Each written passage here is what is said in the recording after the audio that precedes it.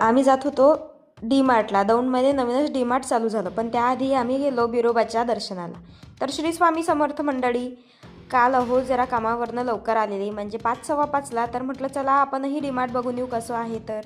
आणि त्याच्या आधी ह्या मंदिरात गेलो. खूप इच्छा होती, लई दिवस झाले मंदिरात जाऊन दर्शन घ्यायची, पण काही असा प्रसंगच येत नव्हता. पण काल जरा वेळ होता तर जाऊनच आलो.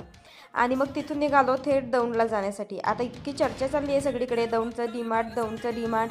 म्हटलं आपणही बघू कसं आहे डीमार्ट. तसं मी मुंबईच्या डीमार्टला गेली आहे, पण दौंडच्या डीमार्टला आत्ता पहिल्यांदाच जाते आहे. तर हे नवीनच ओपन झालं आणि मग गेलो तर बापरे, भरपूर गर्दी. अख्खा दौंड तालुका डीमार्टमध्ये येऊन बसलेला. थोडे कपडे बघत होते, पण तिथं बॉईज सेक्शनला कमी कपडे होते आणि गर्ल्सचे जरा जास्त होते. मग ह्याच्यावर हेही दुःख झालं की मला मुलगा आहे, मुलगी नाही आहे. आणि जेवढी शॉपिंग करायची तेवढी केली, म्हणजे मी 2-3च वस्तू घेतल्या. मला एवढं काही भारी वाटलं नाही किंवा गर्दीमुळे मला कळालं नसेल. आणि थोड्या 2-3 वस्तू घेऊन बिलिंग काउंटरला आलो, बिल केलं आणि मग घरी आलो थेट. आणि दादूला हे खेळणं आणलं.